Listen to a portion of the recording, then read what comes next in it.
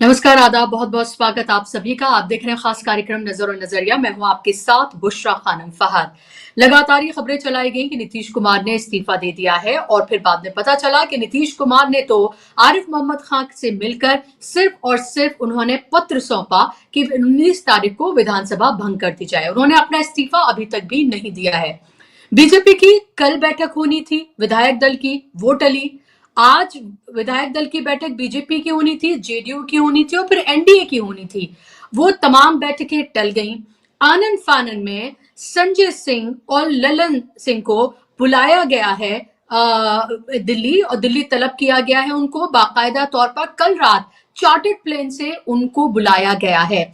तो आखिर नीतीश कुमार जिस तरह से अड़ गए हैं, उसके बाद से पूरी मुश्किल में बीजेपी फंसती हुई नजर आ रही है। बीजेपी को ये लग रहा था कि शायद नीतीश कुमार को वो अपने तरीके से मना लेगी। पहले नीतीश कुमार के ऊपर पूरी तरीके से दबाव डाला गया, लगातार उनके घर पर नेताओं का तांता लगता रहा, नेता उनके घर पर जाते रहे और उनको ये कन्विंस करने की कोशिश कि वो खुद से ये कह दें कि उन्हें मुख्यमंत्री पद में कोई दिलचस्पी नहीं है। लेकिन आपको पता है कि नीतीश कुमार तो राजनीति के माहिर खिलाड़ी हैं और उनको उनके लिए कोई एक चीज मायने रखती है तो वह है मुख्यमंत्री बने रहना। और इसीलिए 20 साल से लगातार वो इस पद पर हैं, चाहे वो इधर गए या उधर गए। और इस बार तो 85 के साथ वो सेकंड लार्जेस्ट पार्टी के रूप में है। जाहिर सी बात है कि इतने बेहतरीन स्ट्राइक रेट के साथ नीतीश कुमार किसी भी तरीके से अपने हथियार डाल देंगे, ये तो उन्होंने पूरी तरीके से बता दिया है। यही नहीं, नीतीश कुमार ने यह भी बता दिया है कि मुख्यमंत्री भी उनको बनाया जाए और विधानसभा का अध्यक्ष भी उन्हीं के ही पार्टी से होना है, क्योंकि उनको ये पता है बखूबी कि बीजेपी को उनसे बेहतर और कौन जानता होगा। उनको ये पता है कि अगर बीजेपी के पास ये पद चला गया, स्पीकर का पद अगर चला गया, तो खेल फिर महाराष्ट्र वाला होगा।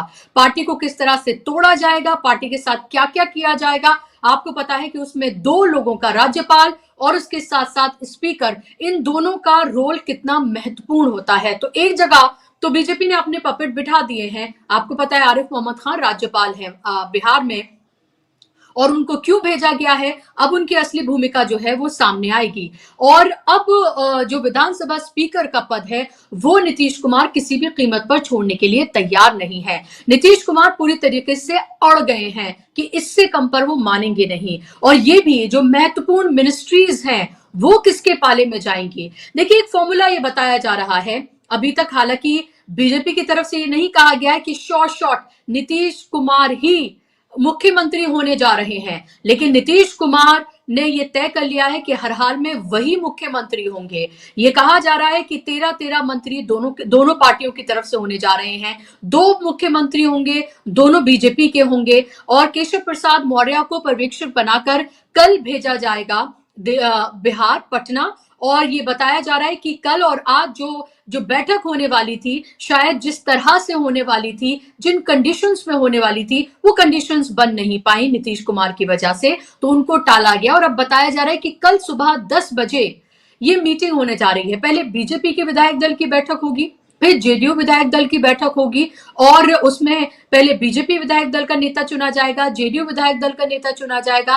फिर ये बताया जा रहा है कि एनडीए की फिर विधायक दल की बैठक होगी और उसमें एनडीए का नेता चुना जाएगा विधायक दल का, और जो एनडीए विधायक दल का नेता होगा वही मुख्यमंत्री होगा। और क्या वो नीतीश कुमार होंगे, ये कल पता चल जाएगा। 20 तारीख, जिसको लेकर पूरी तरीके से शोर शराबा मचाया हुआ है कि 20 तारीख को शपथ ग्रहण समारोह होने जा रहा है और मुख्यमंत्री, तमाम राज्यों के और मंत्री, तमाम लोग होंगे। बड़ा इसको सेलिब्रेशन करके दिखाया जाएगा। जाहिर सी बात है कि जिस तरह से और जिन हथकंडों के साथ इन्होंने बिहार की सत्ता हासिल की है भारतीय जनता पार्टी ने और उसके साथ एनडीए ने, तो उसको वो सेलिब्रेट करके एक और मनोवैज्ञानिक जो प्रेशर है वो कहीं ना कहीं डालना चाहते हैं और पूरी तरीके से हेडलाइंस मैनेजमेंट करके हेडलाइंस में छाए रहना चाहते हैं, बताने के लिए कि देखिए विपक्ष तो दूर दूर तक भी नहीं है। आज एक और घटनाक्रम हुआ। आज प्रशांत किशोर ने भी अपनी प्रेस कॉन्फ्रेंस की। प्रशांत किशोर सामने आए, हालांकि 1-2 दिन पहले उनको प्रेस कॉन्फ्रेंस करनी थी लेकिन वो नहीं हुई। फिर आज उन्होंने प्रेस कॉन्फ्रेंस की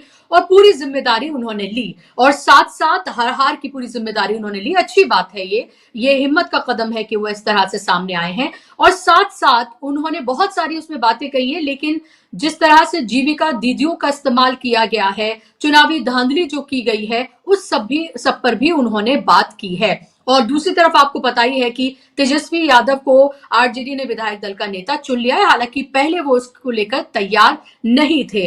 तो बिहार की सियासत में बहुत कुछ चल रहा है, बहुत उथल पुथल है। सवाल ये भी उठ रहे हैं कि अगर मान लीजिए, फर्ज कर लीजिए कि नीतीश कुमार को मुख्यमंत्री बना भी देते हैं अभी के लिए, ताकि किसी तरह का कोई रार, ये जो एक हैप्पी पिक्चर दिखाने की कोशिश है, उसमें किसी तरह की कोई और रिफ्ट होते हुए ना नजर आए, तो अभी बना दिया जाए।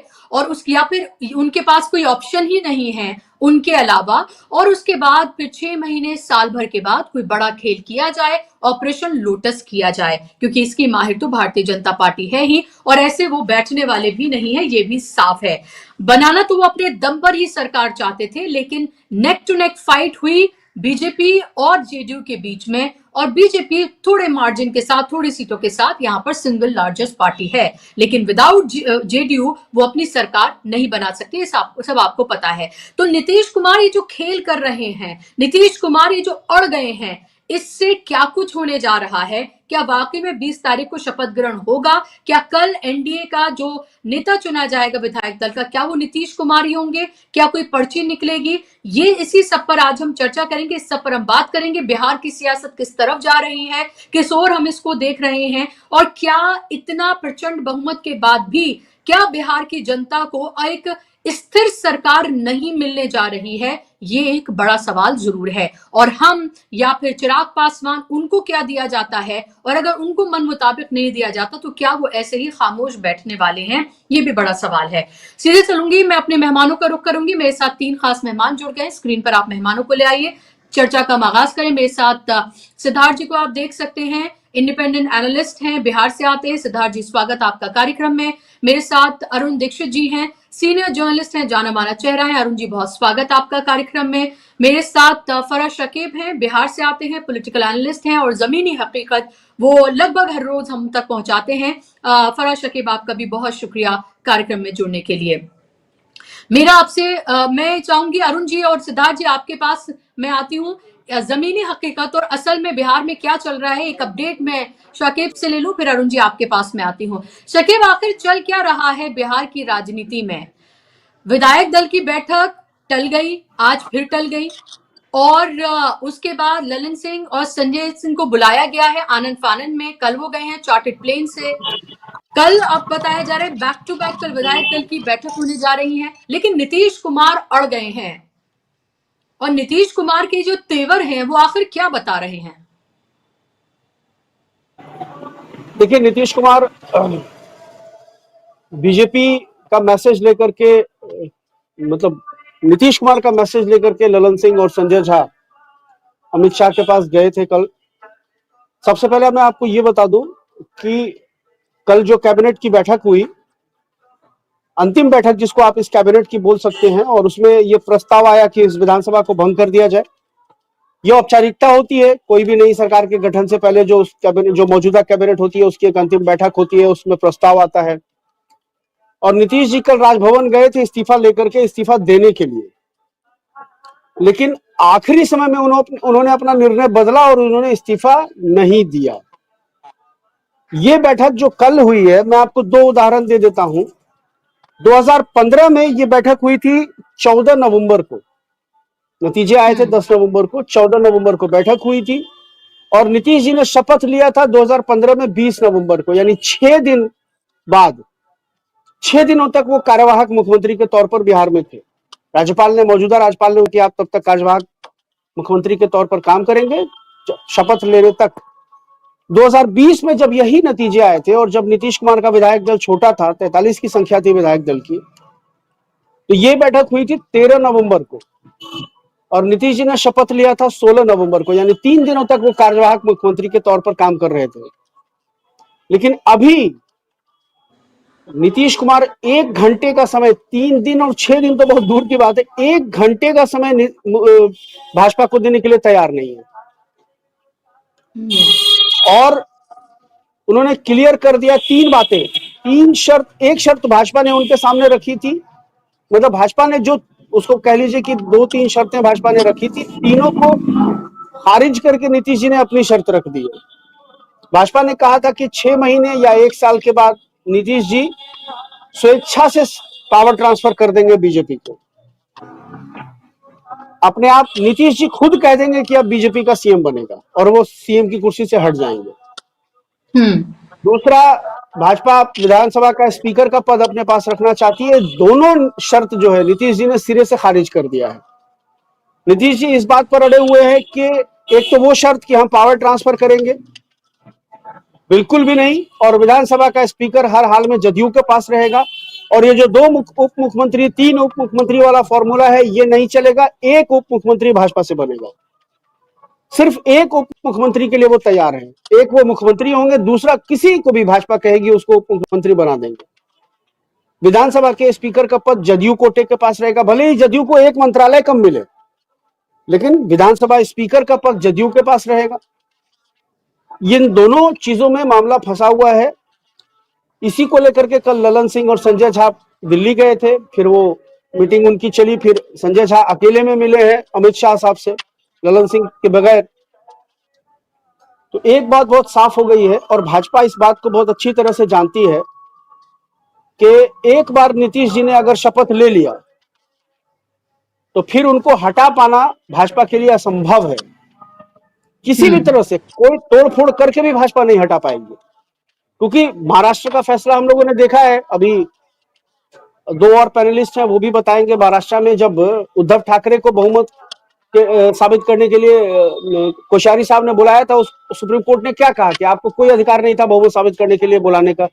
लेकिन अब चूंकि वो उद्धव ठाकरे को मुख्यमंत्री इसलिए बहाल नहीं कर सकते थे कि उद्धव ठाकरे ने इस्तीफा दे दिया था। तो अगर ये तोड़फोड़ करेंगी तो राजभवन से कोई खेल होने की संभावना खत्म है कि राजभवन कहेगा कि आप नीतीश जी आप बहुमत साबित कीजिए। नीतीश जी इस्तीफा ही नहीं देंगे। जब इस्तीफा नहीं देंगे तो महागठबंधन बाहर से समर्थन दे देगा, मैजिक फिगर 122 के पार। और एक और स्थिति जो नीतीश जी को फेवर कर रही है, एक तो एमआईएम के 4 विधायक 5 विधायक हैं, अगर टूटे तो 4 होंगे, अगर समूचा आया तो 5 होगा। और दूसरा उपेंद्र कुशवाहा, हालांकि ये तो मांझी जी ने भी क्लियर कर दिया है कि नीतीश के बिना वो किसी को मुख्यमंत्री स्वीकार नहीं करेंगे। नीतीश के अलावा उपेंद्र कुशवाहा ने तो बार बार कहा है नीतीश जी के अलावा किसी को मुख्यमंत्री स्वीकार करने का कोई सवाल ही पैदा नहीं होता है। और अगर ये तोड़फोड़ वाला काम करेगी बीजेपी, तो उपेंद्र कुशवाहा अपनी पार्टी मर्ज करके जदयू में चले जाएंगे तो कोई बहुत बड़ी हैरानी की बात नहीं है। उपेंद्र कुशवाहा का राज्यसभा का टर्म जो उपेंद्र कुशवाहा का अप्रैल 2026 तक है। इतना नंबर तो नीतीश जी के विधायक मिलाकर के और आरजेडी के विधायक मिला के भी है कि उनको जो है द्विवार्षिक चुनाव में जुलाई 2026 में राज्यसभा भेज दिया जाए। नहीं भेजेंगे राज्यसभा, एमएलसी बनेंगे। लेकिन ललन सिंह 2014 का चुनाव हार एक सवाल मेरा ये कि जिन नीतीश को ये समझा जा रहा था कि भाई देखिए बिल्कुल रहमो करम पर हैं, वो कभी हाथ जोड़ते नजर आते थे, कभी पैर पकड़ते नजर आ रहे हैं। अपनी जितनी रैलियां हुई उसमें 2-4 लाइनें भी मुश्किल से वो बोल पाए। वो नीतीश जो अपने भाषणों के लिए जाने जाते थे वो पढ़कर बोल रहे हैं। क्या वाकई में नीतीश कुमार इस स्थिति में है कि वो अपनी टर्म्स एंड कंडीशंस ना सिर्फ रख रहे हैं बल्कि बीजेपी को घुटनों पर ला रहे हैं और वक्त नहीं दे रहे हैं मिलने का? और इन दोनों नेताओं को, संजय झा और ललन सिंह को, दिल्ली बुलाया जाता है क्योंकि ये तो जाहिर सी बात, ये तो पपेट हैं। ये जेडीयू में जरूर हैं, लेकिन बीजेपी के पपेट की तरह इनको कहा जाता है कि भाई इन दोनों ने कंट्रोल कर रखी है पार्टी, और बीजेपी ने इन दोनों के जरिए जेडीयू को कंट्रोल कर रखा है। अभी जिस स्टेट में है, जिस स्टेट ऑफ माइंड में है कि नीतीश जी अकेले जाकर राजभवन में शपथ ले लेंगे मुख्यमंत्री की, कैबिनेट की का शपथ ग्रहण बाद में होता रहेगा। अभी महागठबंधन ने उनको अनौपचारिक न्योता दे दिया है कि आप आ जाइए इधर, आपको सीएम बना देते हैं। और नीतीश जी जिस दिन एनडीए से बाहर निकलेंगे, उपेंद्र कुशवाहा के 4 विधायक अपने साथ ले जाएंगे। उपेंद्र कुशवाहा लोकसभा के सांसद तो है नहीं, जो उनका 1 नंबर वहां कम होगा, राज्यसभा के सांसद हैं। जिस दिन नीतीश जी एनडीए छोड़ के बाहर इधर महागठबंधन में आएंगे, कम से कम उपेंद्र कुशवाहा के 4 विधायक अपने साथ लेके आएंगे, और तब ये संख्या मिला के पहुंच जाएगी 129-30 के आसपास। महागठबंधन के सभी विधायकों को लेकर के 130 तक पहुंच जाएगी। ओवैसी के 5, और उसके बाद फिर मांझी जी भी कब तक बने रहेंगे केंद्र में? तो इसलिए ये सारा पेंच यही फंसा हुआ है, क्योंकि भाजपा जानती है इस बात को कि एक बार अगर नीतीश जी ने शपथ ले लिया तो उनको हटा पाना भाजपा के लिए किसी भी तरह के तोड़ फोड़ से उनको हटा पाना भाजपा के लिए मुमकिन नहीं होगा। ओके ओके जी ठीक है, मैं आपके पास लौट रही हूँ। अरुण जी, आपको शामिल करूंगी।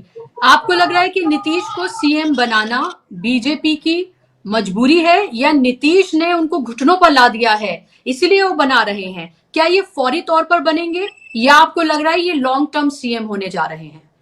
किस तरह की स्थितियां है? क्या नीतीश कुमार के बगैर क्या बीजेपी सरवाइव कर सकती है? और नीतीश कुमार इतनी शर्तें रख रहे हैं, ये लगातार ये सुनने के लिए मिल रहा है कि नीतीश कुमार टाइम नहीं दे रहे हैं बीजेपी या अमित शाह या किससे मिलने के लिए। 1 घंटे का टाइम नहीं दे रहे, जैसे शकीब बोल ही रहे थे। बुशरा जी, एक चीज बड़ी पक्की है, पहली बार नीतीश कुमार ने घुटनों पर ला दिया है नरेंद्र मोदी को। इन दोनों गुजराती बंधुओं को अगर किसी ने सबक सिखाया है तो जो जिनको बिहार में लोग पलटू राम कहें, उन्होंने ऐसा दांव लगाया है कि अब ये लोग इतने परेशान हैं कि करें क्या।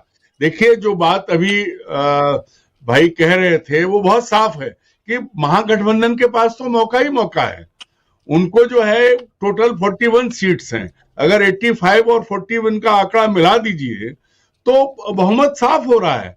और जैसा कहा उपेंद्र कुशवाहा के लोग जाएंगे तो फिर कोई फर्क ही नहीं पड़ता। लेकिन एक चीज समझिए, जितनी बात अभी कही साकिब साहब ने, बहुत आप कोई भी ऐसा नहीं है जिसको नरेंद्र मोदी और अमित शाह ने धोखा नहीं दिया है, ठगा नहीं है।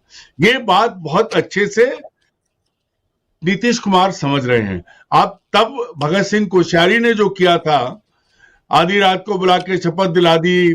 पहले, चूंकि सच बात तो ये कि अगर उद्धव ठाकरे इस्तीफा नहीं देते और सदन में जाते और उस वक्त क्या होता, उसके बाद की परिस्थिति अलग थी। लेकिन उद्धव ने पहले छोड़ दिया था, इस वजह से सुप्रीम कोर्ट उनकी मदद नहीं कर पाया। और सुप्रीम कोर्ट के ऑर्डर के बाद भी विधानसभा के अध्यक्ष ने पूरा 5 साल निकाल दिए, सरकार चलती रही। बीजेपी की सरकार इसलिए चली कि 5 साल पूरे निकल गए थे। अन्यथा जो फैसला बाद में सुप्रीम कोर्ट के ऑर्डर के बाद आखिर में कि तुम भी ठीक, ये जो किया था, वो अध्यक्ष क्या नाम था उनका, नार्वेकर या रवि नार्वेकर या ऐसा कुछ नाम था, उन्होंने जो खेल किया उसके बाद नीतीश कुमार जी की आंखें तो बिल्कुल साफ खुली हुई हैं। क्योंकि जब सुप्रीम कोर्ट के ऑर्डर को बीजेपी के गठबंधन के साथ मिलकर विधानसभा अध्यक्ष ने पूरी तरह से फेल कर दिया, तो अब क्या होगा? अभी तो स्थिति बिल्कुल अलग है। तो नीतीश कुमार जी ने बिल्कुल सही दांव खेला है। इसको एकदम बिल्कुल कहते हैं कि धोबी पाट लगा दिया है। अब मोदी जी और अमित शाह जी ने, जिन्होंने अपने पूरे संसाधन जोक के बीजेपी पावर में आए, सत्ता उन्होंने बिहार में हासिल की है, उन सब जानते कैसे आई है। लेकिन उन्हें यह था कि अब तो हम बन गए। पहली बार नीतीश जी को कोई कुछ कहे कि उनकी मानसिक स्थिति कैसी है, वो बात नहीं कर रहे, वो भाषण नहीं दे रहे, सब कुछ अलग है। लेकिन कोई ना कोई ताकत तो अब उनके दिमाग में ऐसी आ गई है कि उन्होंने नाको चने चबा दिए हैं। ललन सिंह और संजय झा क्यों पहुंचे, क्यों हो रहा है ये सब? अन्यथा तो कल जब मिले थे तभी इस्तीफा दे सकते थे। आज तो जो है दूसरी बैठक होनी थी, कल शपथ ग्रहण होना था, तो 20 तारीख को था, कल सारा एनडीए की बैठक थी, तो अब सब अटका है। मूल बात बुशरा जी है कि इन्होंने अब तक पूरे देश में जो किया नरेंद्र मोदी और अमित शाह ने, अब इन पर कोई भरोसा नहीं करता है। और नीतीश कुमार ने ये साबित कर दिया। भाई देखिए, बहुत सही बात है, हम बार बार कह रहे हैं कि बिहार विधानसभा का जो मैंडेट है, जो चुनाव है, वो डॉक्टर्ड है, वो टेलर्ड है। और उसमें अब कोई यकीन नहीं करता है कि वोट ज्यादा और सीटें कम। आरजेडी को सिर्फ 25 सीटें हैं। तो ये कोशिश की थी मोदी जी की टीम ने, अमित शाह जी की टीम ने, कि ऐसी स्थिति आ जाए कि नीतीश के पास भी कोई विकल्प ना बचे। अन्यथा 25 सीटें, अगर थोड़ी और ज्यादा सीटें जैसा पहले हुआ था, तो नीतीश जी पहले चले जाते। लेकिन पहली बार पॉलिटिकली बड़ा समझदारी का काम इंडिया गठबंधन ने किया है कि उन्होंने कहा दरवाजे खुले हैं, आ जाओ। और यही वजह है कि नीतीश जी एकदम टाइट, अगर इंडिया गठबंधन उनका साथ ना देता है, उन्हें ऑफर नहीं देता, तो फिर क्या करते नीतीश जी? कोई विकल्प नहीं था, क्योंकि 117 सीटें तो बीजेपी के पाले में पहले से ही हैं। अगर चिराग और उपेंद्र कुशवाहा और मांझी जी को जोड़ ले तो ऐसा आंकड़ा आता है। तो अब यही चीज यहीं पर आकर नीतीश ने दांव खेला है, या तो मैं या फिर जिसे मैं चाहूंगा। तो उस खेल में अब इनके पास ये चीज नहीं है, ना तो अब इनकी गवर्नर मदद कर सकते हैं, क्योंकि गवर्नर मदद तब करेंगे जब उनके पाले में गेंद होगी। अभी तो इस्तीफा भी नहीं दिया, सिर्फ कह दिया सरकार भंग करने के लिए। तो यहां पर जो बात आएगी, सबसे बड़ा रोल, सुप्रीम कोर्ट के ऊपर भी विधानसभा अध्यक्ष चले गए तो उन्होंने फैसला नहीं किया। ये पूरी दुनिया ने तमाशा देखा कि महाराष्ट्र विधानसभा के अध्यक्ष ने सुप्रीम कोर्ट के ऑर्डर तक को नहीं माना।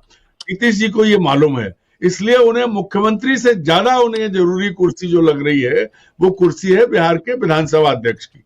और यहीं पर दांव अटका, क्योंकि बीजेपी दो लोगों के जरिए खेल करती, विधानसभा अध्यक्ष और राज्यपाल। राज्यपाल उनके लिए तैयार खड़े हैं, लेकिन विधानसभा अध्यक्ष उनका नहीं है। अब आप ये भी देखिएगा कि जो प्रोटेम स्पीकर बनेगा वो भी जेडीयू का ही होगा, ये भी नहीं कि कोई और हो जाए।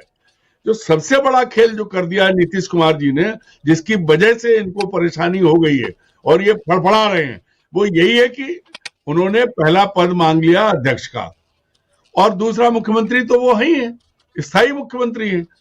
नीतीश जी के दांव के आगे एकदम ये बिल्कुल औंधे मुंह गिरे हैं। अब क्या रास्ता निकलेगा, देखिए कुछ भी कर सकते हैं। ये भी संभावना है कि उससे पहले चूंकि शपथ नहीं हुई है, विधायकों की जब शपथ होगी उसके बाद तोड़फोड़ हो सकती है, उससे पहले तो नहीं हो सकती। सबके हाथ में जीत के प्रमाण पत्र हैं। तो अभी जो लगातार जो दिल्ली से मेरे मित्रों का कहना था कि इन्होंने सारे उपाय तलाश लिए, बीजेपी के लोगों ने सारे उपाय तलाश लिए। अगर मान लीजिए ऐसी कोई चीज जो चुनाव आयोग के हाथ में बचती, अभी 14 तारीख से आज 18 तारीख हो गई, सब विधायकों के चुने हुए विधायकों के सर्टिफिकेट उनके पास है, वो भी दांव खेल सकते थे। अब वो भी नहीं बचा, अब तो वही दांव बचा है कि इनको नीतीश की हर बात फिलहाल माननी पड़ेगी।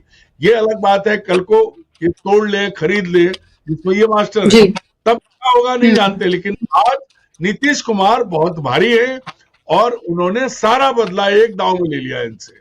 अब आगे अगले 24 घंटे में क्या होता है ये वक्त बताएगा, लेकिन नीतीश ने तो अपना दांव बहुत समझ बूझ के खेला है कि मुख्यमंत्री भी रहूंगा और विधानसभा अध्यक्ष भी चाहिए, इसके बाद बात करिए। ये सबसे बड़ी समस्या है। एक बार अगर कुर्सी नीतीश ने ले ली तो फिर वो कुर्सी नहीं जाने वाली। फिर ऐसा नहीं होगा कि नीतीश जी कुर्सी छोड़ दें, फिर बीजेपी विपक्ष में बैठेगी, नीतीश जी कुर्सी नहीं छोड़ेंगे, ये साफ दिख रहा है।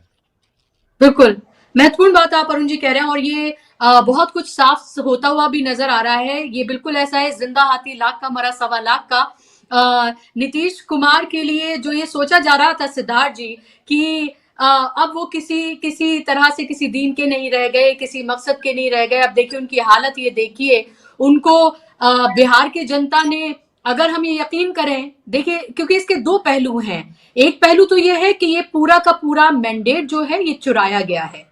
ये किस तरह से SIR करके, एजेंसीज का इस्तेमाल करके, वो सब कुछ करके, उसके सारे प्रमाण जो है वो भी सामने आ रहे हैं। केरला कांग्रेस ने इसको लेकर बाकायदा तौर पर ट्वीट किया है 128 सीटों का। एक सिचुएशन तो ये है। दूसरा हम ये देख रहे हैं कि नीतीश कुमार को 85 सीटें आई हैं और नीतीश कुमार अभी सबसे मजबूत नजर आ रहे हैं, क्योंकि बिना नीतीश कुमार के बीजेपी कुछ नहीं कर सकती है। तो ऐसे में क्या आपको लग रहा है कि अभी बनाकर फिर नीतीश कुमार के साथ कोई खेल किया जाएगा? क्या बीजेपी ऐसा करेगी? यही उसका अल्टीमेट गोल है, क्योंकि नीतीश कुमार ना सिर्फ राज्य में बल्कि केंद्र में भी साथ हैं। तो वहां पर भी जो उनके सांसद हैं, फिर तो उनको भी तोड़ना पड़ेगा। यानी कि हर तरीके से एक बड़े पैमाने पर तोड़फोड़ होगी। अभी उसे दूसरे इलेक्शंस में भी जाना है, अपनी एनर्जी शायद वो वहां पर ज्यादा इन्वेस्ट करना चाहेंगे फिलहाल के लिए। बात है कि 2020 में 43 सीट पर अगर नीतीश कुमार को बीजेपी नहीं निपट सकी तो इस बार तो 86 सीट आ गई है। तो एक चीज तो ये ध्यान में रखना है। दूसरा, किसी भी बिहारी को सोचते समय बिहारी को बहुत हल्के में नहीं ले सकते। 2500 साल पहले, इतिहास गवाह है कि 2500 साल पहले यूनान से एक चला था सिकंदर महान। वो बोला हम पूरी दुनिया जीतेंगे, जीतते जीतते आ गया ईरान के शाहवाह को सबको हरा दिया। जब तक वो भारत पहुंचा तो वहां पर बिहार में एक चाणक्य था, उसने क्या किया, सिकंदर से नहीं लड़ाई लड़ी, उसके जो सेनापति थे ना, उससे चंद्रगुप्त की उसके परिवार से शादी करवा दी। अब सेना ही गायब हो गई सिकंदर की, सिकंदर का सारा दुनिया जीतने का जो सपना था वो बिहार में आके रुक गया। तो बिहार में जब ओरिजिनल चाणक्य होते हैं तो बाकी उनको फिर गुजरात गुजरात के डुप्लीकेट चाणक्य की जरूरत पड़ती नहीं है, वो सबको निपट देते हैं। तो बिहार को बहुत हल्के में नहीं लिया जा सकता। बिहार में जो चुनाव हुए, जो आपने कहा धांधली वगैरह हुई, तो धांधली वगैरह अपनी जगह पे, क्योंकि जो हुआ वो सबके सामने हुआ है। लेकिन चुनाव के जो नतीजे आए हैं वो भी सब लोग मान गए हैं। तो आप जिस चीज को सब लोग मान चुके हैं उसी को हम तथ्य मान के चलें तो बिहार के चुनाव में ये बिल्कुल स्पष्ट है कि वोट के मामले में बहुमत एनडीए के पास नहीं है। 100 में से 56 लोगों ने एनडीए के खिलाफ वोट डाला है, ये डेटा बताता है। और दूसरा ये भी डाटा बताता है कि 10 में से 8 लोगों ने भाजपा को वोट नहीं डाला है। मतलब भाजपा को बिहार के 10 में से सिर्फ 2 लोगों ने ही वोट डाला है। तो बहुमत के मामले में, वोट के मामले में एनडीए को बहुमत नहीं है वोट के मामले में, लेकिन सीट के मामले में है। इसका मतलब यह है कि भाजपा ने क्या अरिथमेटिक इस चुनाव में क्षेत्रीय दलों के साथ जो उसका गठबंधन था वो यूपीए या क्या कहते हैं, इंडिया गठबंधन या महागठबंधन के गठबंधन से बेहतर था। इसका मतलब ये भी है कि बिहार में 2020 के चुनाव में भी 10 में से 8 लोगों ने भाजपा को वोट नहीं डाला था। इस बार भी 10 में से 8 लोगों ने भाजपा को वोट नहीं डाला। तो भाजपा का न तो वोट प्रतिशत बढ़ रहा है बिहार में और न ही भाजपा की लोकप्रियता बढ़ रही है। अब भाजपा को यह पता है। भाजपा के साथ एक चीज ये है कि भाजपा अपनी कमजोरी को भी बहुत अच्छे से समझती है और कमजोर रहते हुए भी अपने आप को किस तरह से उस कमजोरी से निकलना उसकी कोशिश करती है। आप भारत का ये डाटा बताता है कि भारत में कहीं पर भी चुनाव हो, ये तो मैंने आपको बिहार की बात कही, बिहार की बात छोड़ भी दीजिए, तो भारत में कहीं भी चुनाव होते हैं तो किसी भी राष्ट्रीय दल को अपने आप में अकेले में 40% वोट नहीं आता। मोदी जी को जब 2019 में 303 का मैंडेट आया था तब भी उनको 40% से कम वोट था। और भारत में क्षेत्रीय दलों को हमेशा 40% से ज्यादा आता है। तो क्षेत्रीय दल भारत में सबसे ताकतवर होते हैं। हम क्षेत्रीय दलों की बात करें, एक क्षेत्रीय दल की बात नहीं करें, क्योंकि अलग अलग जगह पर अलग अलग क्षेत्रीय दल ताकतवर हैं। बंगाल में ममता बनर्जी ताकतवर है, लेकिन ममता बनर्जी तमिलनाडु में क्योंकि नहीं लड़ती हैं तो इसलिए उनका हिस्से में तमिलनाडु नहीं आता है, तो तमिलनाडु में डीएमके ताकतवर हो जाता है। तो भारत में क्षेत्रीय दलों की ताकत जो है वो इतनी ज्यादा है कि किसी भी राष्ट्रीय दल को क्षेत्रीय दल अकेले निपट देते हैं वोट शेयर के मामले में। बीजेपी इस चीज को जानती है कि क्षेत्रीय दल के कंधे पर चढ़े बगैर में आगे नहीं बढ़ सकता, इसीलिए वो शुरुआत में क्षेत्रीय दल के कंधे पर चढ़ती है और क्षेत्रीय दलों के कंधे पर चढ़ के जब उसके पास बहुमत वोट के मामले में भले नहीं आए, सीट के मामले में जब वो ताकतवर होना शुरू करती है तो उस क्षेत्रीय दल को वो निपटने लगती है। तो जिस तरह से हमारे सर ने अभी 1 मिनट पहले कहा कि बीजेपी के साथ भी जो दोस्त हैं, दीक्षित जी के कहे अनुसार बीजेपी के जो सहयोगी भी हैं वो भी बीजेपी को सांप मानते हैं। जिस तरह से सपेरा अपने पास सांप पालता तो सांप को है, लेकिन हमेशा चौकन्ना रहता है कि कहीं हमको डस नहीं ले। तो जो बीजेपी के दोस्त भी हैं वो भी बीजेपी को मानते हैं कि ये सांप है, ये कभी भी हमको डस लेगा। इसीलिए नीतीश कुमार बहुत समझदारी से ये काम कर रहे हैं कि जिस तरह से फराह साहब ने कहा वहां जाके वो उद्धव ठाकरे की गलती नहीं कर रहे हैं। वो ये तो कह रहे हैं कि विधानसभा भंग कर दो, लेकिन अपना मुख्यमंत्री पद का त्याग पत्र नहीं दे रहे हैं। क्योंकि होता यह है कि एक बार जब चुनाव हो जाता है, भारत में सहभागी लोकतंत्र नहीं है, भारत में प्रतिनिधि लोकतंत्र। प्रतिनिधि लोकतंत्र का मतलब है जनता 5 साल में एक बार जिस दिन वोट करती है तो अपने वोट के माध्यम से अपनी सारी ताकत अपने प्रतिनिधि को दे देती है। अगले 5 साल तक जनता ताकतहीन हो जाती है, एक तरह से वो पावर ऑफ अटॉर्नी लिख देती है। तो जिस तरह से जनता पावर ऑफ अटॉर्नी अपने चुने हुए प्रतिनिधि को लिखती है, वैसे ही चुने हुए प्रतिनिधि भी आगे जाके अपना पावर ऑफ अटॉर्नी ऊपर लिख देते हैं मुख्यमंत्री को। तो होता यह है कि संवैधानिक तौर पे 3 लोग बहुत ताकतवर होते हैं। एक होते हैं राज्यपाल, दूसरे होते हैं असेंबली के स्पीकर, क्योंकि स्पीकर वो होते हैं जो कि असेंबली के अंदर कुछ भी चलता है तो वो सदन के अध्यक्ष होते हैं, और तीसरे होते हैं मुख्यमंत्री। तो यही 3 असल में एक बार चुनाव जब हो गया तो यही 3 पावरफुल होते हैं, इन्हीं 3 के पास पूरी ताकत इकट्ठा हो जाती है। नीतीश कुमार इस चीज को जानते हैं कि इसमें से एक पलड़ा, 3 में से एक तो पहले से उनके हाथ में नहीं है, क्योंकि वो केंद्र सरकार के अधीन है। राज्यपाल जो होता है वो केंद्र का एजेंट होता है। किसी भी हालत में नीतीश कुमार ये नंबर 2 और नंबर 3 चीज नहीं छोड़ेंगे। और जब तक नीतीश कुमार के हाथ में स्पीकर और मुख्यमंत्री ये दोनों नीतीश कुमार के हाथ में होगा, तब तक भाजपा चाह के भी नीतीश कुमार को नहीं निपटा सकती। नीतीश कुमार को जब 43 सीट में 2020 में नहीं निपटा सके तो इस बार तो उनको 86 सीट आ गई है। हाँ, ये कहने का पूरा बीजेपी निपटाना चाहती है, इसमें कोई दो राय नहीं है, लेकिन नीतीश कुमार नहीं निपटेंगे इसमें भी कोई दो राय नहीं है। क्योंकि अगर वो निपटने बीजेपी, क्योंकि जिस तरह से भाजपा कोशिश कर रही है ना, भाजपा पहले कह रही है कि हम भाजपा के अपना क्या कहते हैं विधायक दल की मीटिंग करेंगे, उसमें से एक नेता चुनेंगे, उसके बाद जेडीयू अपनी मीटिंग करेगा, उसमें से दूसरा नेता चुनेगा, दोनों मिलकर फिर एनडीए का एक तीसरा नेता चुनेंगे। इसका मतलब ये है कि भाजपा इससे अच्छा दोनों मिलकर बैठ जाओ, आपका तो गठबंधन है भैया। आपके तो अगर 200 लोग जीत के आए हैं, 200 लोग एक बार बैठ जाओ और एनडीए का एक प्रत्याशी चुन दो।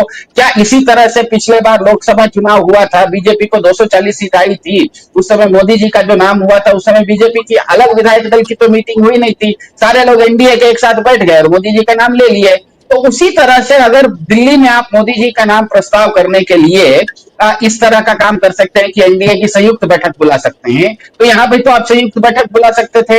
ये बीजेपी की अलग बैठक इसलिए बुला रहे हैं क्योंकि बीजेपी को अभी भी लग रहा है कि सिंगल लार्जेस्ट संविधान में थोड़ी सी एक क्या कहते हैं, एक छोटी सी पेच है कि कहीं पर अगर किसी को बहुमत नहीं दिखता है, स्पष्ट बहुमत, हालांकि यहाँ पर भी स्पष्ट बहुमत नहीं है, ध्यान में रखिएगा, ये गठबंधन अलग बात है। किसी पार्टी को बिहार में अकेले क्या कहते हैं सरकार बनाने का बहुमत नहीं है। तो संविधान के दृष्टि से क्या कहते हैं, केवल और केवल संविधान का अगर शाब्दिक अर्थ निकालिए, उसका भाव उसका मीनिंग मत निकालिए, शाब्दिक अर्थ निकालेंगे तो गवर्नर के ऊपर यह मजबूरी होती है या गवर्नर के ऊपर यह संवैधानिक दबाव रहता है कि वो सिंगल लार्जेस्ट पार्टी को बुलाएं और उनको कहें कि आप ये कीजिए, क्या कहते हैं, आपको हम मुख्यमंत्री बनाते हैं, आपको 1 हफ्ता 10 दिन देते हैं, आप अपने सदन में बहुमत सिद्ध कीजिए।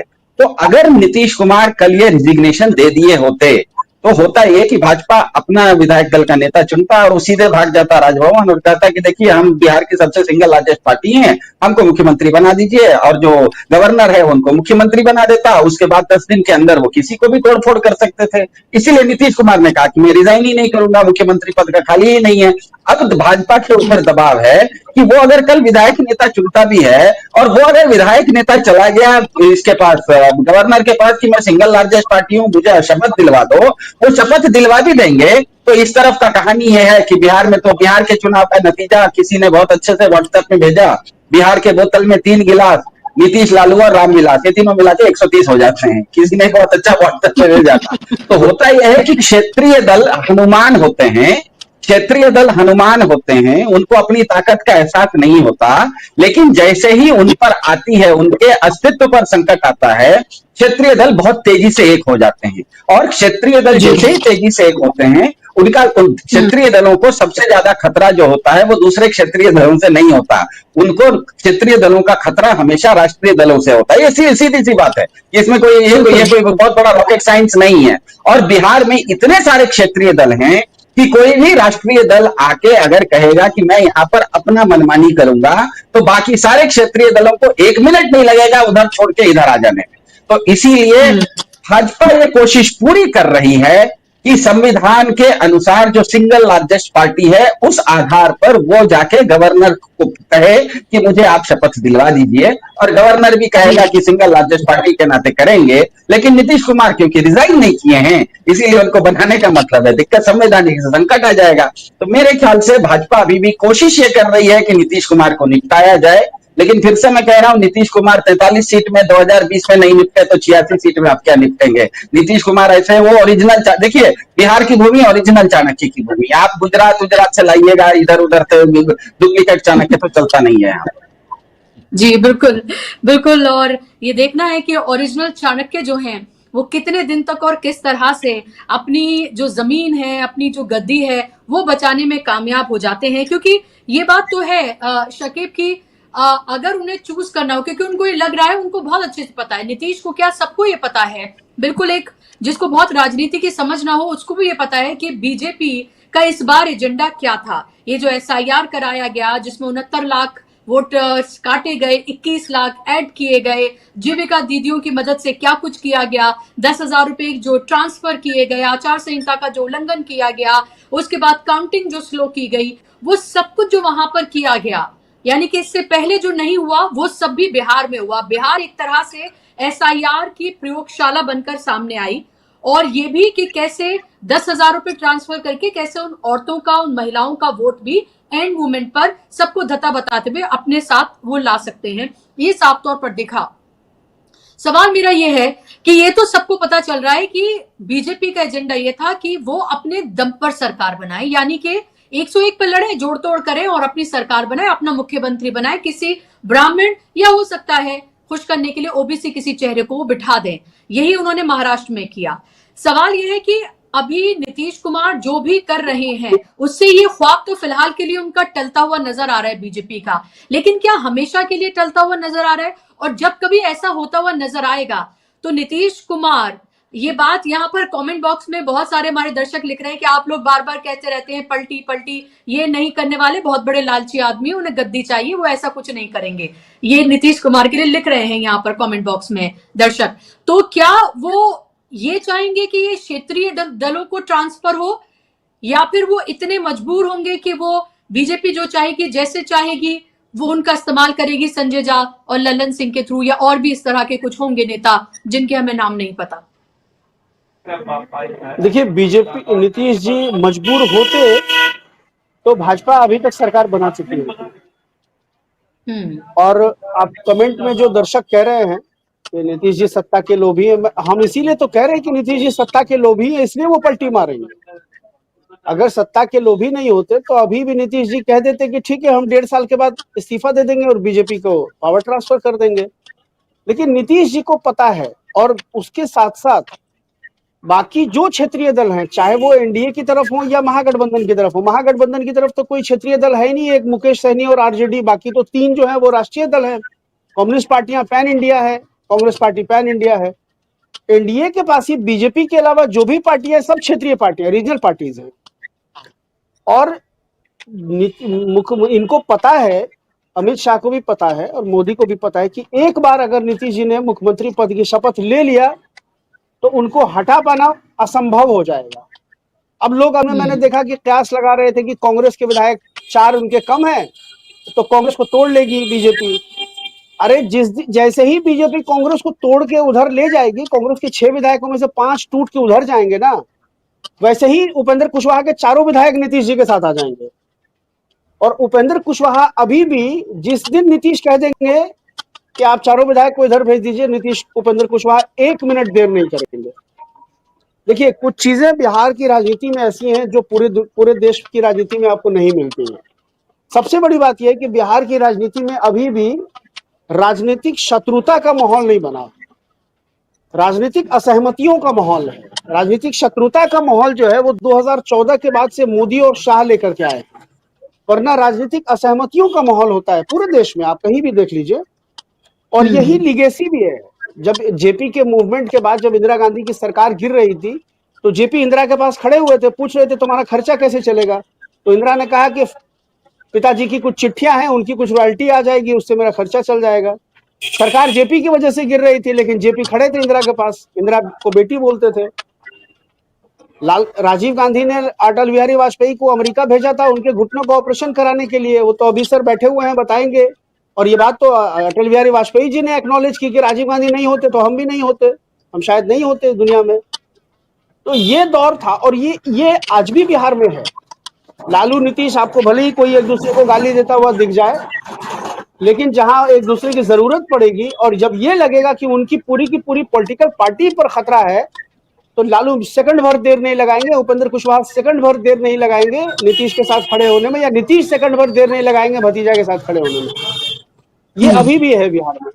तो उपेंद्र कुशवाहा पिछले 20 सालों से जो राजनीति कर रहे हैं, उन्होंने 2 बार पार्टी बनाई, दोनों पार्टी में वो चुनाव हारे, फिर नीतीश जी ने उनको संभाला, कभी राज्यसभा भेजा, कभी एमएलसी बनाया, ये नीतीश जी करते रहे हैं उनके साथ। तो उपेंद्र कुशवाहा को पता है कि मेरी राजनीतिक नैया जहां फंसेगी वहां कोई अगर निकाल सकता है तो नीतीश जी ही निकाल सकते हैं। लोकसभा का चुनाव उपेंद्र कुशवाहा 2024 में हार गए, आज राज्यसभा में बैठे हुए हैं तो वो नीतीश जी की बदौलत बैठे हुए हैं। उनको राज्यसभा भेजने का प्रस्ताव और ख्वाहिश जो है वो नीतीश जी की थी कि उनको राज्यसभा भेजा जाए, उनको हाउस में सेट किया जाए। अभी अप्रैल तक उपेंद्र कुशवाहा राज्यसभा में है। और अभी जब हम बात कर रहे हैं शकीब, तो एक तस्वीर सामने आई है जिसमें नीतीश कुमार हैं और उनके साथ सम्राट चौधरी जो है वो गाड़ी में बैठे हुए हैं और वो पटना के गांधी मैदान का जायजा लेने के लिए वो साथ में गए हैं। तो अगर ये सब कुछ दिखाया जा रहा है तो साफ, और देखिए जो मीडिया का एक धड़ा है उन्होंने ये चलाना शुरू किया है, हालांकि एक्सक्लेमेशन मार्क के साथ वो चला रहे हैं कि जेडीयू स्पीकर पद छोड़ने के लिए तैयार है और बीजेपी के सामने उन्होंने ये शर्त रख दी है कि उप मुख्यमंत्री जो है वो एक ही होगा। ये हालांकि उन्होंने डेफिनेट नहीं, एक्सक्लेमेशन मार्क। तो देखिए अभी से खबरें जो हैं वो प्लांट करवानी शुरू कर दी है। वही बात जो आप कह रहे थे कि एक ही उप मुख्यमंत्री वो चाहते हैं और स्पीकर पद भी चाहते हैं और मुख्यमंत्री पद भी चाहते हैं। तो बीजेपी तो ये सोच रही होगी कि हम ढपली बजाने के लिए हैं, जिसको चाहे बना ले। जी एक मंत्रालय चिराग पासवान, 2 मंत्रालय चिराग पासवान की पार्टी को, 1 मंत्रालय उपेंद्र कुशवाहा की पार्टी को और 1 मंत्रालय मांझी जी की पार्टी के लिए है। बाकी नीतीश जी और बीजेपी अब मंत्रालय बांटेंगी। हेवी वेट मंत्रालय नीतीश जी चाहते हैं, फाइनेंस उनके पास रहे, होम उनके पास रहे, विधानसभा का स्पीकर, यानी बीजेपी को किसी भी सूरत में आगे कोई खेल करने का कोई स्कोप नीतीश जी नहीं छोड़ना चाहते हैं। और मुझे लगता है कि ये पहला ऐसा गठबंधन होगा जब एक दल अपने दूसरे दल के लिए इतना ज्यादा सशंकित है और इतना ज्यादा उससे डरा हुआ है कि वो सेकंड भर में खेल कर सकते हैं। और देखिए विधानसभा के स्पीकर के पद का क्या होता है महत्व। पिछले साल जब हिमाचल प्रदेश की सरकार को, सुक्खू की सरकार को गिराने का खेल बीजेपी ने रचा और कांग्रेस के 12 विधायक को वो पंचकुला ले गई, हरियाणा ले गई, चूंकि स्पीकर कांग्रेस का था तो उसने 6 विधायकों को तुरंत अयोग्य घोषित कर दिया। अब अयोग्य घोषित हुए 6 विधायक तुरंत, और जो बाकी के 6 थे वो अयोग्य ना हो जाएं इस डर से वो तुरंत वापस लौट आए। स्पीकर के हाथ में सब कुछ होता है कि आप करते रहिए तोड़फोड़, स्पीकर मान्यता ही नहीं देगा उसको, एक अलग गुट की। सारा खेल स्पीकर के पास है। और कल आप देखिए कि कल बैठक हुई, नीतीश जी इस्तीफा देने गए, फिर क्या नीतीश जी को समझ में आया होगा कि उन्होंने इस्तीफा नहीं दिया? क्या उनको यह समझ में आ गया होगा कि अगर हमने अभी इस्तीफा दे दिया तो क्या पता कि शाम तक बीजेपी अपना मुख्यमंत्री को शपथ दिलवा दे? फिर वही खेल होगा कि एक बार शपथ हो गया तो आप हटा नहीं सकते हैं, अब तो आप समर्थन दीजिए, बाहर से दीजिए, अंदर से दीजिए, जैसे दीजिए। तो इसलिए नीतीश जी ने कहा कि 19 तारीख तक ये विधानसभा बंद करने का प्रस्ताव है। और शपथ यानी अब नीतीश जी ने यह तय कर दिया है, कल एनडीए विधायक दल की बैठक है, एनडीए विधायक दल की बैठक होगी, वो नेता चुने जाएंगे, वो समर्थन पत्र लेके राजभवन जाएंगे, एक हाथ में इस्तीफा और दूसरे हाथ में समर्थन पत्र लेके नीतीश जी अपने विधायकों से, एनडीए के विधायकों से कहेंगे कि मुख्यमंत्री आवास में बैठ के चाय समोसा खाओ, हम जब तक जरा आरिफ साहब से मुलाकात करके आते हैं। वो जाएंगे, एक हाथ से इस्तीफा देंगे, समर्थन पत्र देंगे और सत्ता मतलब मुख्यमंत्री पद का शपथ ग्रहण करने का निमंत्रण पत्र हाथ में लेके वापस आएंगे। मैंने कहा आपको कि 1 घंटा नीतीश जी मौका नहीं देना चाहते हैं कि 1 घंटे में खेल कर देगी बीजेपी अपना मुख्यमंत्री शपथ, क्योंकि आरिफ साहब उनके आदमी है, आरिफ साहब उनके आदमी है। किसी भी सम्राट चौधरी किसी भी टाइम गेट पे बैठे रहेंगे, नीतीश जी इस्तीफा देके बाहर निकले और सम्राट चौधरी दूसरी गाड़ी से अंदर घुसेंगे और शपथ ले लेंगे। जब 4 बजे सुबह में शपथ हो सकती है महाराष्ट्र में, तो कभी भी कुछ हो सकता है, 24 घंटे में कभी भी शपथ हो सकता है। कहा ही था कि इसको जिता दें आप बड़े नंबरों से, मोदी जी बड़ा आदमी बना देंगे, बड़ा आदमी यानी कि उप मुख्यमंत्री से मुख्यमंत्री। तो वो हसीन ख्वाब तो ये पाले हुए हैं सम्राट चौधरी कि उनको जो है बनाया जाएगा। और जितनी इमेज उनकी मलाइन की गई, खासतौर पे प्रशांत किशोर ने की, पूरे इलेक्शन में हमने देखा है। और लोगों ने, अगर मान लीजिए कि लोगों ने जो वोट किया है वो जाहिर सी बात है नीतीश कुमार के बगैर बीजेपी इतनी मात्रा में वोट सीटें ला ही नहीं सकती थी।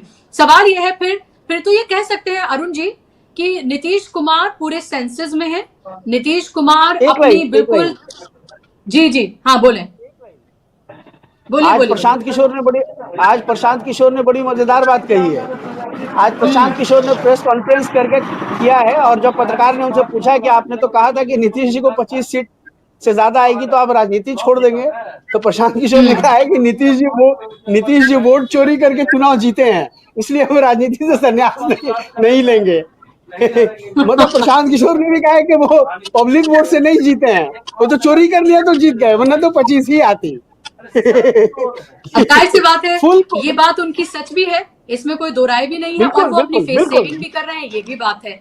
तो अरुण जी ये तो तय है कि पूरे सेंसेस में है, पूरी अपनी चालबाजियां, शतरंज की, सियासत की हर चाल बिल्कुल ऐसे नपी तुली चल रहे हैं नीतीश कुमार, तो ये भी कि जो कहा जा रहा था कि पार्टी कंट्रोल में है किसी और के, वो भी अभी नजर नहीं आ रहा है। वरना अगर ऐसा होता तो नीतीश कुमार इस्तीफा देते और बीजेपी इस बीच में कोई खेल कर देती। बुशरा जी, एक चीज समझिए, अपने यहाँ बड़ा एक कॉमन कहावत है, एड़ा बन के पेड़ा खाना। तो नीतीश जी ने एकदम साबित कर दिया पूरे चुनाव के दौरान। सारी गड़बड़ी किसने की? मोदी और अमित शाह ने की। चुनाव आयोग को लगाया, पैसे बंटवाए, सब कुछ कौन कर रहा था? नरेंद्र मोदी और अमित शाह। चुनाव प्रचार के दौरान कौन था आगे? नरेंद्र मोदी और अमित शाह। अब सब हो गया, रिजल्ट आ गया, तो जो रबड़ी की थाली रखी है खोया बनने से पहले, वो खाने के लिए नीतीश कुमार जी फुल सेंसेस में तैयार हैं, बहुत कायदे से। देखिए क्या हो रहा है कि 3 कुर्सियां होती हैं, विधानसभा अध्यक्ष, राज्यपाल और मुख्यमंत्री। अब मुख्यमंत्री की कुर्सी अकेले पड़ते ही अगर ये दोनों एक तरफ हो गए, तो सुप्रीम कोर्ट भी इस देश में जब कुछ नहीं कर पाया, तो अब तो कोई बात छुपी नहीं है। नीतीश जी को ये मालूम था, उन्होंने इसीलिए बड़े प्यार से पूरे चुनाव प्रचार के दौरान गोदी मीडिया उछालता रहा, हम लोग भी ये बात करते रहे कि नीतीश जी एक्टिव नहीं है, नीतीश जी ने किसी महिला को गले में माला पहना दी तो उसका अर्थ निकाला। सब काम नीतीश जी पर उंगली उठ रही तो नीतीश जी मजे में थे। अब देखिए जहां जरूरत पड़ी, पहला काम जीत के लाए मोदी जी। प्रशांत किशोर जी कह रहे हैं वोट चोरी करके जीते, तो वोट चोरी नीतीश ने नहीं की, वोट चोरी कराई तो जिसने SIR कराया वो ज्ञानेश कुमार। कराने वाले कौन? अमित शाह और नरेंद्र मोदी। बहुत मजे से इसको कहते हैं बिहारी दांव, कि उनके आओ गुजराती हो, पहली बार तुम्हें ये समझ में आया कि तुमने लूट पाट के सत्ता लाके रख दी। अब जो कहते हैं ना कि बारात में सेहरा तो नीतीश कुमार ही बांधेंगे, बाकी तुम कुछ भी करो, बाकी कोई कुछ भी कर ले, लेकिन चुनाव के बाद मुख्यमंत्री नीतीश कुमार ही होंगे, ये उन्होंने साबित कर दिया, कोई विकल्प नहीं है। अब सबसे बढ़िया काम क्या किया है कि लालू यादव जी की तरफ से या इंडिया गठबंधन की तरफ से प्रस्ताव खुला है, और मुझे लगता है कि फिर हम मतलब मांझी जी और उपेंद्र प्रसाद भी नहीं रुकेंगे।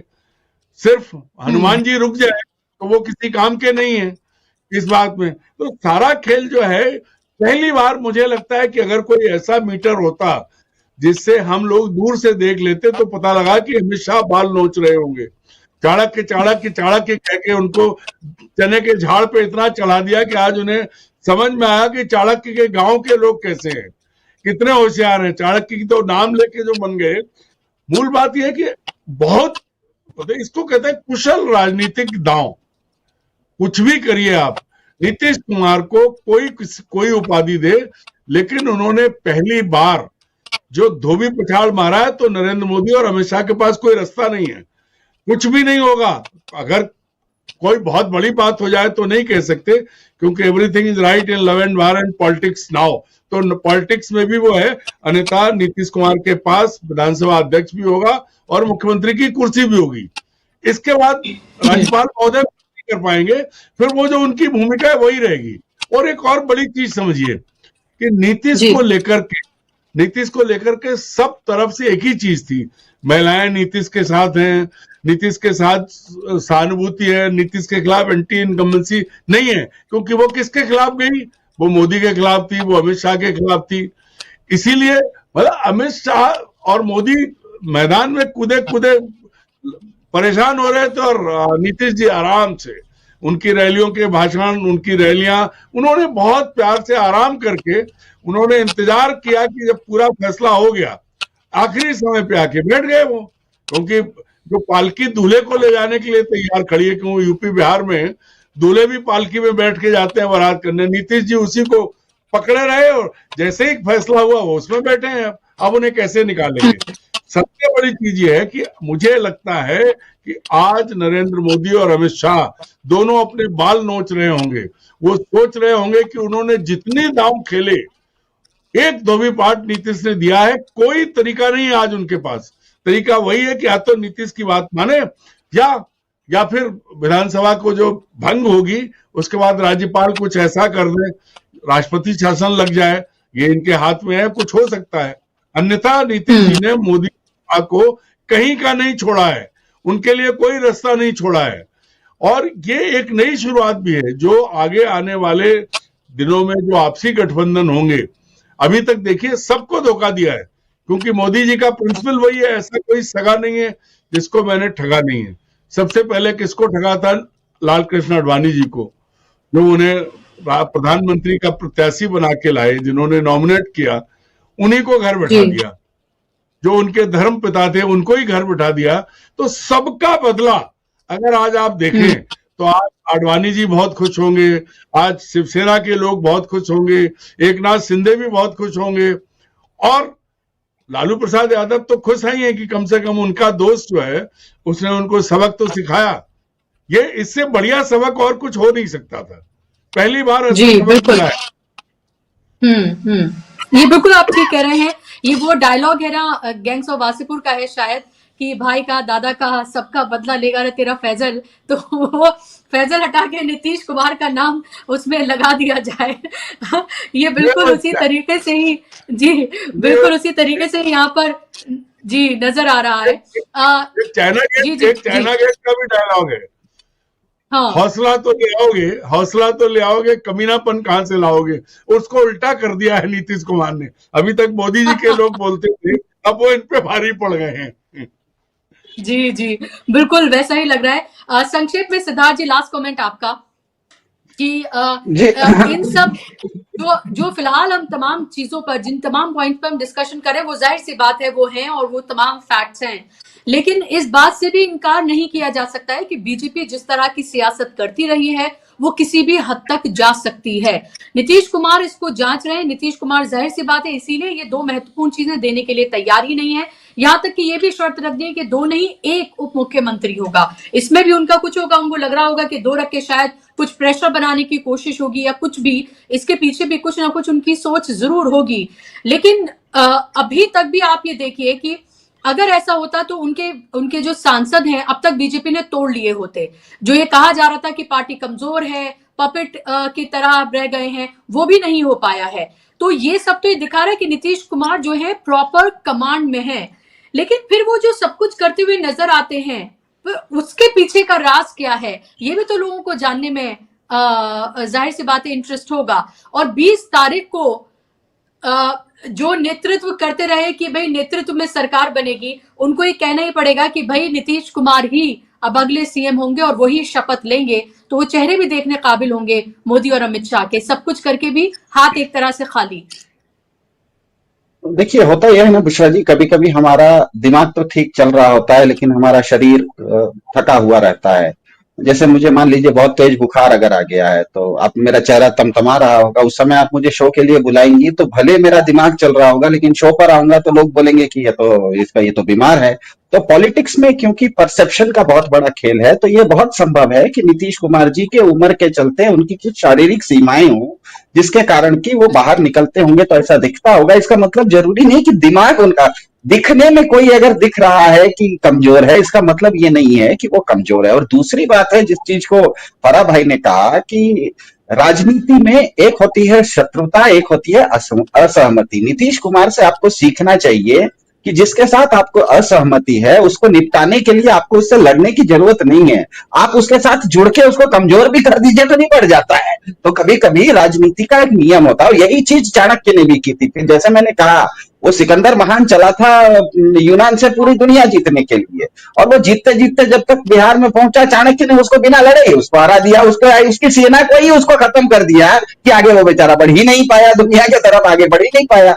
तो नीतीश कुमार से हम ये सीख सकते हैं कि जब आपकी राजनीतिक असहमति किसी से है, आपकी विचारधारा उनसे भिन्न है, इसका मतलब ये नहीं है कि हर चीज में आप सामने होके शत्रुता लेके उनसे लड़िए। कभी कभी आप उनका साथ होके भी आप उनको निपट सकते हैं। दूसरी तरफ इस राजनीति को बीजेपी ने भी बहुत अच्छे से समझा है। उसने देखा कि नीतीश कुमार इतना बड़ा पेड़ है कि उसको हम आरी से नहीं काट सकते, इसीलिए उसने सोचा कि चलो नीतीश कुमार के पेड़ में ना मट्ठा डालते रहेंगे ताकि इसकी जड़ कमजोर हो जाए। लेकिन नीतीश कुमार निकले बरगद का पेड़, कितना आप मट्ठा डालिएगा, रोज 1-2 लीटर मट्ठा तो ऐसे भी उसका खाद बन जाएगा। छोटे मोटे पेड़ में मट्ठा गिरा देने से उसके जड़ में पेड़ गिर जाता है, लेकिन बरगद के पेड़ में आप मट्ठा गिराने से पेड़ नहीं गिरता है। तो नीतीश कुमार अपने आप में इतने मजबूत हैं, इस चीज से पूरे भारत में बीबी लाइव के दर्शकों को यह ध्यान में आ जाना चाहिए कि भारत में क्षेत्रीय दल आज भी सबसे ज्यादा मजबूत हैं। क्षेत्रीय दल जो चाहते हैं खेल वही होता है।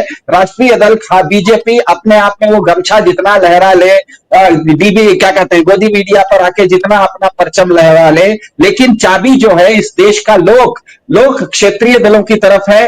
बिहार में भी 100 में से 56 लोगों ने क्षेत्रीय दलों को वोट किया है। तंत्र भले भाजपा के तरफ है, लेकिन अगर लोग क्षेत्रीय दलों को वोट कर रहा है और क्षेत्रीय दल अपनी ताकत के साथ एक रहेंगे तो बहुत मुश्किल है भाजपा को आगे बढ़ना। और इसी चीज को मेरे ख्याल से नजरिया कार्यक्रम में मैं आपका, दूसरे लोग बात कर रहे थे तो मैं आपका यूट्यूब का हिस्ट्री देख रहा था, आर्काइव 18 अक्टूबर के एक कार्यक्रम में मैंने बोल दिया था आपको कि इस बार भाजपा बिहार में सरकार नहीं बना रही है और मेरे ख्याल से वही होने वाला है। और ये नीतीश कुमार की चालाकी है, नीतीश कुमार की समझ है, क्योंकि राजनीति में कभी भी किसी से शत्रुता नहीं रखनी चाहिए। आपकी अगर किसी से असहमति है तो ये कोई युद्ध नहीं है जिसमें कि आप उससे लड़िए, सामने में जाके लड़ने की जरूरत नहीं है। आप जिससे असहमति है उसको कमजोर भी कर दीजिए तो आप जीत जाते हैं। तो नीतीश कुमार से ये पूरा विपक्ष ये सीख सकता है कि आप किसी को किस तरह से कमजोर कर सकते हैं। आप किसी का दोस्त बन के भी उसको कमजोर कर सकते हैं।